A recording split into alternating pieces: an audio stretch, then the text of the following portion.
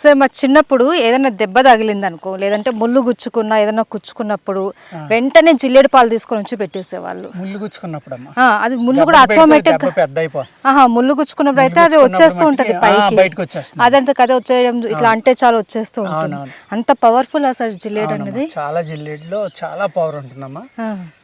అందులో తెల్ల జిల్లేడమ్మా ఇప్పుడు మనం ఉన్నది. ఇది జిల్లేడులో మళ్ళీ పసుపచ్చ ఉంటాయి లైట్ గా, అంటే పసుపచ్చ అంటే పూర్తిగా కాదు, ఈ ప్యూర్ వైట్ అమ్మా. పింక్ కలర్ ఉంటాయి, ఒక 3-4 రకాలు ఉంటాయి అమ్మా జిల్లేడులో. అందులో ఈ తెల్లది బాగా వాడతారమ్మా. ఇది శివుడికి కూడా ప్రీతిపాత్రమైంది అంటారు. నల్ల ఉమ్మెత్తోటి తెల్ల జిల్లేడు ఒకటి. సోమవారం రోజున ఈ 108 పువ్వులు ఎన్నో తీసుకెళ్లి శివుడికి అభిషేకం చేస్తారు చాలా మంది.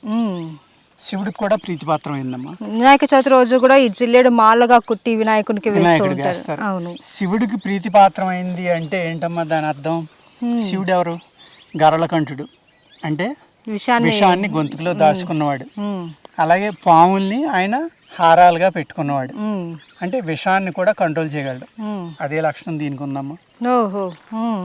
దీని యొక్క వేరుని పుష్యమి ఆదివారం నాడు కనుక మీరు తీసి ఆ వేరు పైన తాటం తీసి నీడన ఆరబెట్టుకుని జాగ్రత్తగా పెట్టుకుంటే, ఆ వేరు యొక్క తాట గంధం తీసి పెడితే అమ్మా కందిరీగా, తేనెటీగ, తేలు, జెర్రి ఇటువంటి ఏవి కుట్టినా సరే అక్కడ గంధం రాస్తే ఆ విషం దిగిపోతుందమ్మా. అదేవిధంగా దీని ఆకుని కింద ఒక తెల్లని పొర ఉంటుందమ్మా. ఇక పాంతి వస్తుంది చూసారా, పౌడర్ లాగా వస్తుంది. అవును, ఈ పాలు కారకుండా ఈ పౌడర్ మట్టికి ఇలా పాంతి వస్తుందమ్మా నలిపితే. దీన్ని జాగ్రత్తగా తీసుకోవాలమ్మా. తీసుకుని దీన్ని బెల్లంతో కలిపి వండ చేసి మింగించాలి. ఏం కాదు సార్, వాంతి అవుతుందమ్మా, వామిటింగ్ అవుతుంది. వామిటింగ్ అవుతుంది. అదేవిధంగా తేలు, అదే పాము కరిచిన వాళ్ళకి పంచదార పెడతారు. పెడితే స్వీట్నెస్ తెలియదు కొంతమందికి. తెలియలేదు అంటే తలలోకి కూడా విషం ఎక్కిపోయినట్టమ్మా. అది బండగుర్తి ఇంకా. అదే విధంగా పాము కరిచినప్పుడు ఇలా పామితే వెంట్రుకలు ఊడిపోకూడదమ్మా. ఆ రెండు కనుక జరిగితే ఆ మనిషి బతకడు అని అర్థం. విషం శరీరంలోకి వెళ్ళిపోయింది, చర్మంలోకి వెళ్ళిపోయింది, వెంట్రుకల యొక్క మూలాల్లోకి వెళ్ళిపోయింది, బ్రెయిన్లోకి వెళ్ళిపోయింది అని లెక్కమ్మా. అప్పుడు కూడా దీన్ని ఇలా పామి దాన్ని ఇంత ఉండ తీసుకుని అంతే ఉండ బెల్లం కలిపి మింగితే వాంతులు అవుతాయమ్మా. అతనికి మధ్య మధ్యన పంచదార పెడితే ఆ తీపి తెలిసేదాకా ఈ ఉండలు మింగించాలి 2 గంటలకు ఒకసారి. మింగిస్తే అప్పుడు అతనికి తీపి తెలిసింది అనుకోండి, విషం దిగిపోయినట్లు లెక్క. అప్పుడు ఇంక ఇది ఇవ్వకూడదు. ఇస్తే ఎక్కువ వాంతులు అయిపోతాయమ్మా. అప్పుడు మళ్ళీ ఇంకొక రకమైన చెడు వస్తుంది. కాబట్టి దీన్ని వాడేటప్పుడు చాలా జాగ్రత్తగా వాడాలమ్మా. అంటే స్వీట్ తినిపించినప్పుడు ఆ షుగర్ టేస్ట్ తెలిస్తే విషం దిగిపోయినట్టు. అప్పుడు దీన్ని ఏం చేయాలంటే తినిపించడం మానేయాలి. ఇది ఇరిసేటప్పుడు కూడా దీని నుంచి పాలు వస్తాయమ్మా. ఈ పాలు కనుక కంటిలో పడితే కంటి చూపు దెబ్బతింటుంది. అందుకు దీన్ని తవ్వేటప్పుడు కానీ తీసేటప్పుడు కానీ, మేకలు చూసారా జిల్లేడాకు తింటాం ఎప్పుడైనా? తినలేదు. చాలా చిత్రంగా తింటాయి, చాలా చిత్రంగా తింటాయి. ఇలా పట్టుకుని ఇలా తెంపుతుంది మేక. సో ఇప్పుడు ఇక్కడ దీనికి పాలు అంతా ఎన్ని పాలు వస్తున్నాయి చూడండి. లేవు, సో ఇక్కడ వస్తున్నాయి. ఇలా తెంపుతుందమ్మా పైకి. సో పాలు అక్కడే ఉండిపోతాయి. అది పైకి వెళ్ళి కింద పడటం వల్ల ఈ ఆకు ఇలా ఈ యాక్షన్ రావడం వల్ల అలా కింద పడిపోతుంది, దాని మీద పడదు. మీరు అబ్జర్వ్ చేయండి, మేక జిల్లేడు చెట్టు తిన్నప్పుడు ఇలా పట్టుకుని ఇలా పైకి తెంపుతుంది. మళ్ళీ రేపొద్దున ఈ ఆకుని మళ్ళీ అక్కడ పట్టుకుని తెంపుతుంది. ఈ ఆకు అంతా ఒక రోజు తింది, మళ్ళీ కొరికితే మీద పాలు పడతాయని ఇక్కడ కొరుకుతుంది. అలాగే మనం ప్రకృతిలో ప్రతిదాన్ని అబ్జర్వ్ చేస్తూ ఉంటే ప్రకృతి నుంచి అనేక పాఠాలు మనం నేర్చుకోవచ్చమ్మా. అందుకు మీకు ఒక ఉదాహరణగా మేక ఎలా తింటుందని చెప్తున్నా. అదేవిధంగా ఈ పువ్వులు ఉన్నాయి కదమ్మా, ఈ పువ్వులను కోసుకోవాలి. కోసుకుని వీటిని మిక్సీలో వేసి పేస్ట్ చేసుకోవాలమ్మా. లేదు కలవంలో వేసి మెత్తగా నూరుకోవాలి. ఇది ఎంత అయితే తూకం ఉందో అంతే తూకంతో మీరు మిరియాల పొడిని కలుపుకొని బాగా నూరి దీన్ని మాత్ర కట్టుకోవాలమ్మా.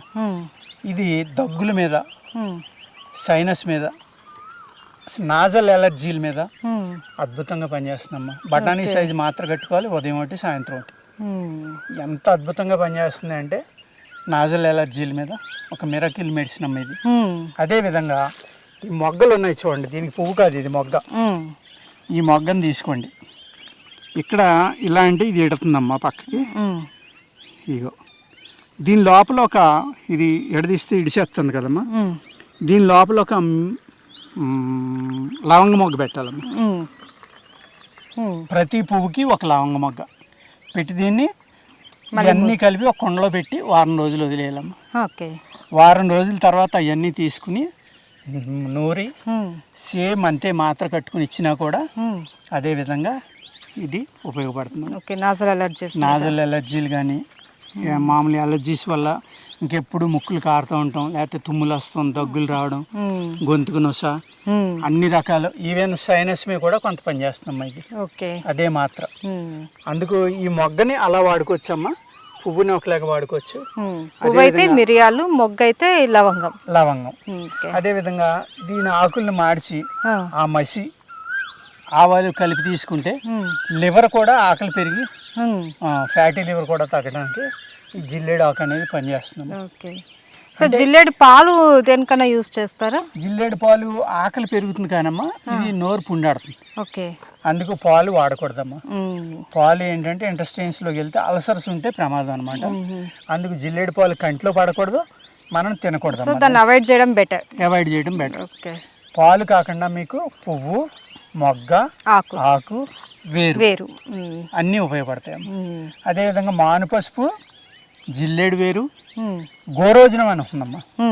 ఆవు యొక్క గాల్ బ్లాడర్లో ఉన్న స్టోన్స్, అది తులం 1,50,000 50,000 నుంచి 1,50,000 తులం.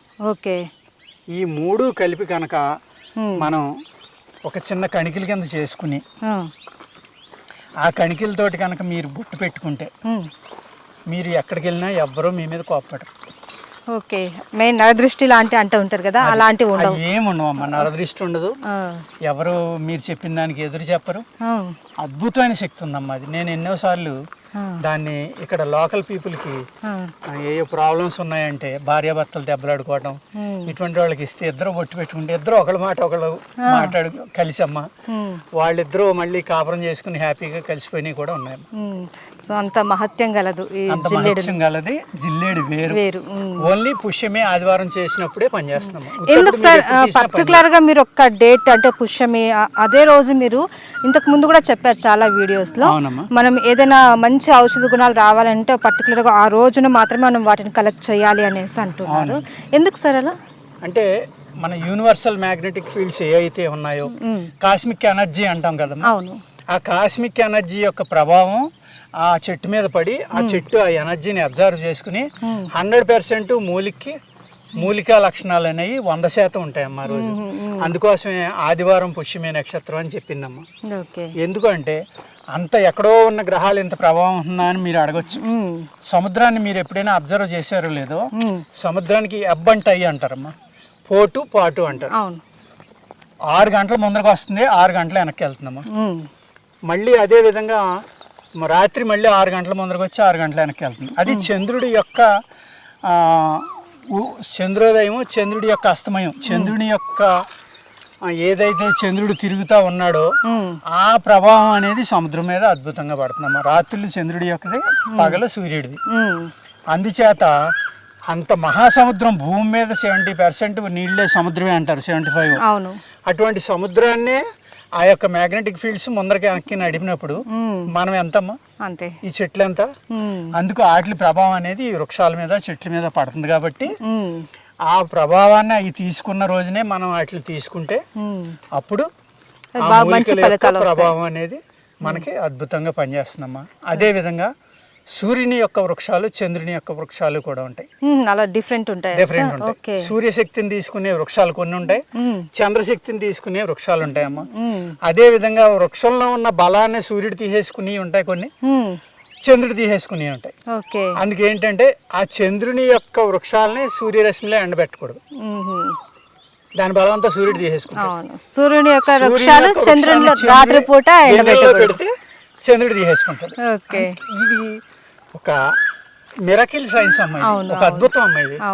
అందుకనే అది చదవటం మొదలెట్టి ఇంట్రెస్ట్ ఉన్న వాళ్ళు ఇది చదవటం మొదలు పెడితే ఇంకా దాన్ని వదలలేరమ్మా. ఈ ఆయుర్వేదం అనేదాన్ని అంత అద్భుతమైన శాస్త్రం ఈ ఆయుర్వేద శాస్త్రం అమ్మా. ఓకే, అది thank you so much sir. నమస్తే అమ్మా.